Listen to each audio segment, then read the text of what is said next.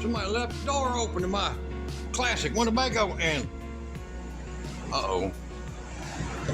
Oh no. Oh no. Wait. That don't look good. Huh. What in the tarnations? All that new stuff doing in here. Uh-oh. Furnace is gone. Must have been a rock. Oh man, stuff's gone everywhere. Holy cow. Oh wow.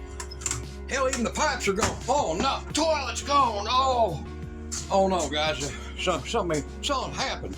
I gotta get back in the house. Hold on. But we're gonna figure this out. Classic Winnebago being abused.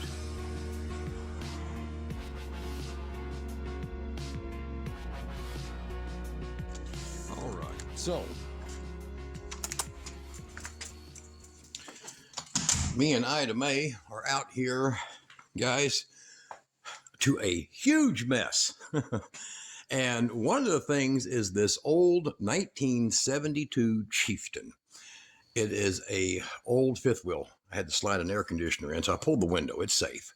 But I slid an air conditioner in there because inside of this metal building, heat, not friendly. So we're doing some work on this. I posted this 29.5-foot, one of three known to exist, Winnebagos.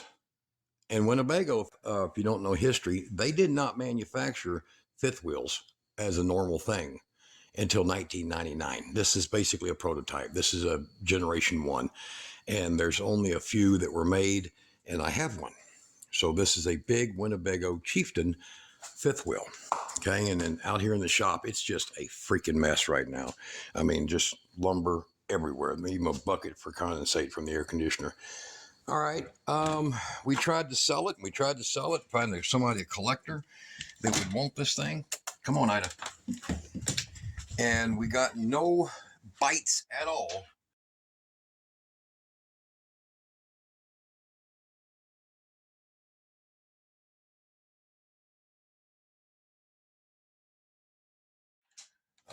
That were worth talking about. We got a ton of the craziest, stupid offers you've ever seen in your life.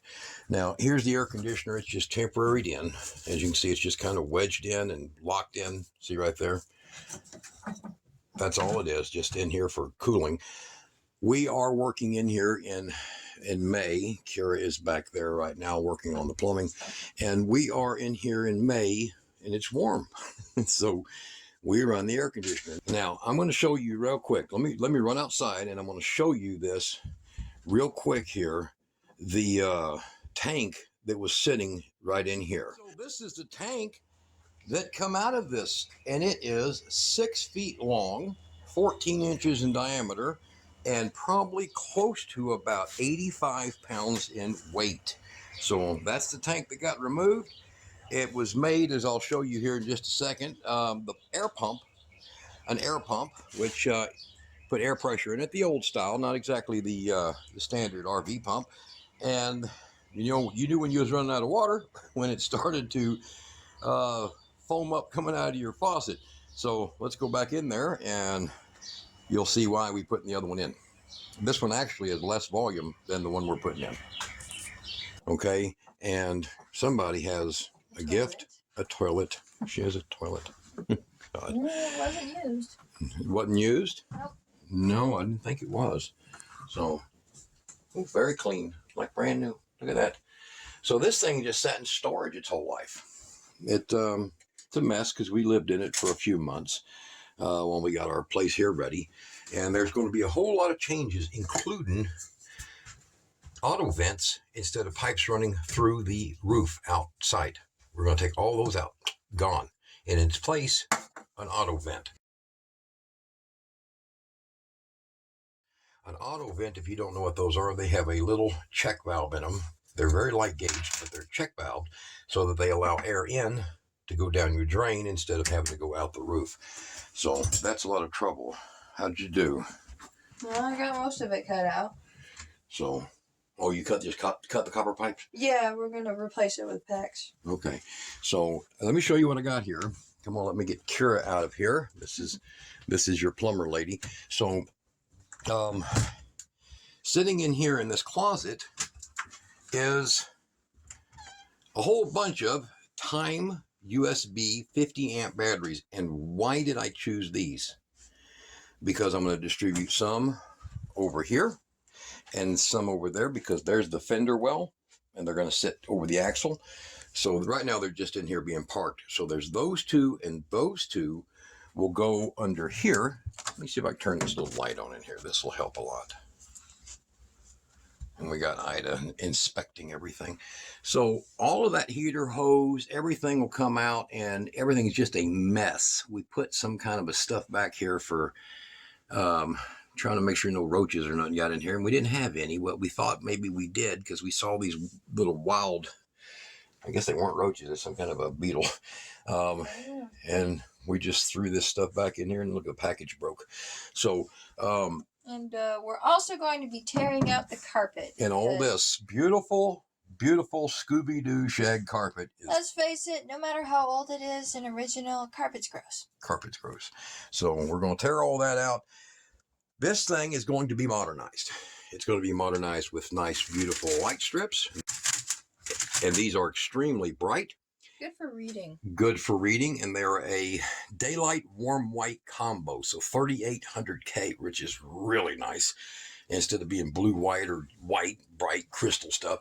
So that is going to be going in. They are just 50/50 LEDs. I pulled one loose so that she knew how to wire them, because she's going to have to put on different wires. So Kira's going to be doing some of the LED lighting, some of the plumbing. I'm going to be doing all the mechanical systems. And right now she is, let me close that door so you can get back to normal there. There's your knife. I'm sorry. I took your knife a minute ago. But she's cutting out the carpet. And in its place, we're going to be putting just decent quality laminate flooring. So it'll actually be lighter by about 30 pounds, plus or minus a little, to do it in here like that. And the refrigerator will, this refrigerator is basically a brand new refrigerator, and still had the plastic bags with the stuff in it, but we've used it. We had to take it out, turn it upside down, let it sit for about a week, and then it actually started working. No rust on the bag, everything started working, and it works really good.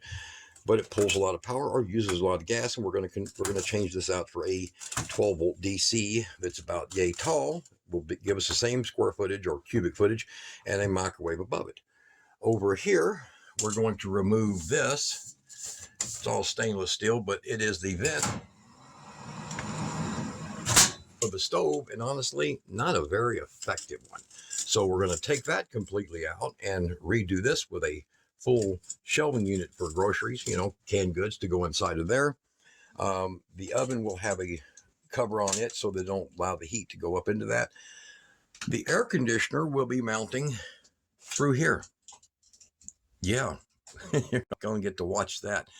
It'll actually set in this cabinet with a special made pan, with a special made intake on both sides, and an exhaust in the center for the air conditioner, so that it'll be able to pull air through here, up here. So it's going to have a complete duct built around it with intakes. And then in the front here, it'll be the exhaust. And this air conditioner will be basically enclosed. This one here is a 5,000 BTU electronic. And I had that. It is 691 watt surge, 378 watt running. So that's at 95 ambient, 378 watts is what it will run at. How we're going to do it? Here's the bus bars made from my batteries. We're going to run it with this Sweet Power. It's the new digital model, 3,000 watt inverter. And here's the cool part. Let me grab it. This thing's heavy. Kara, I'm going to come on by you, huh? Oh, okay. Close this up. So back here, down here underneath, there's this, and this bathroom is just freaking huge. It has got a big bathtub. I have got a new power box that is lithium certified. It's a WSCO 40 amp, and it's going to mount through like that, up in the kick panel. And then this is going to mount on the wall back here going across. And here's all the parts that Kira has removed, all the faucet and valves and everything from in here, because we're redoing this with a brand new surround that's going to go inside of here. This trailer has a few things we don't like, so we're going to redo that. The foam in the walls is great, but this big missing section, if you'll notice how they built this, the whole trailer is 3/4 inch plywood, 1 inch foam, 1/4 inch plywood, and then metal. That's how the walls are made in this. I'll show you that here in just a second. But there's the inverter that's going to come in here. It's going to mount underneath there. My bus bars that I hand built, these right here, will put all the batteries together, including one for the 12-volt system in the trailer, and then 2 lugs on each one of these. And this is 5/16 thick copper. You see that? That has been threaded, and the bolts go through, and they are all copper bolts. So they go through, and then of course the much bigger 3/8 inch threaded copper bolt comes through here for the inverter's cables that'll come off of it. So our solar will come in, and it will go to this one or this one or this one. It doesn't really matter. We're going to have 1,800 watts of solar on the roof of this thing. This used to have a wall that came all the way up to here, and this is the front wall of the RV outside, basically. But it is also designed and built like this. It's that thick. It's, you know, at an angle, but it's that thick. That's how it's built. That's that wall down there. So all of this ducting comes out. There's their power right here from in the back, and we're going to be running that up in the top. So I just want to give you guys a little update about what has happened here. This 1973 Winnebago, and we have no interest whatsoever in keeping it original. We did try to sell it. I had it on all kinds of different sites, even classic sites. Winnebago, you know, their own Facebook sites, you name it. Nobody wanted it. We had offers, lots of offers, but I mean, I was asking $8,000 for this. It's immaculate, and nobody. I've seen trailers that are falling apart. People get $8 grand for, and this one being as rare as it is, nobody cared. So we're going to take that power box out. We're going to put this one in. We're going to redo this. It doesn't need to be 2 inch. It's just draining the sink, and it's a vent. So we're going to redo that and take all of that old stuff out down here. And this right here has got some kind of, I don't know, cleaner or something that she's got on that, trying to get the walls cleaned. So all of this has to be redone. Y'all will like the fact that they did build this with fiberglass fenders, and they give you the entire Winnebago rundown here, what to do. And see, it's never even been dealt with. This is still just regular staples in it. And we're going to go to all the outside walls, and we're going to add 3/4 insulation in this stuff, and then use, like in this closet, a cedar board. So the more insulation you do, the less heating and air conditioning you need. So in all the backs of all the cabinets will be 3/4 foam, 1 by strips like that, 3/4 foam, and then we'll repanel it with some nice white paneling for the insides of the cabinets. Here's the insides of the cabinets. So all the back here, let me close this up here. And there's, look at that. There's all the people who signed off on this thing. Isn't that cool? I did a video years ago when I first got this, and nobody cared. So, but we're going to put some nice board on the back of that and bring it all out. And we're going to use the melamine inside here also instead of the paneling. Here's the paneling right here. Never been removed. There's still sawdust in this thing from when this thing was built.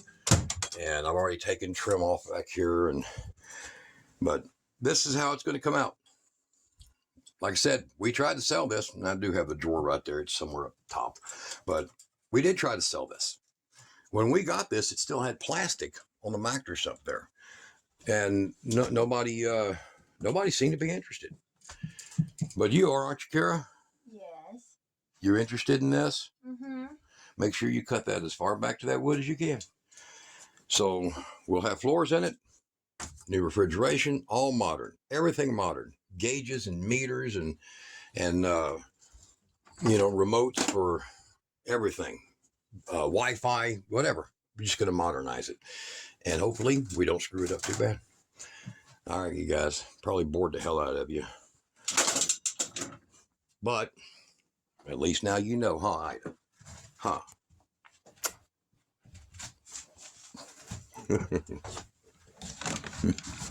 You guys be good. What a mess out here.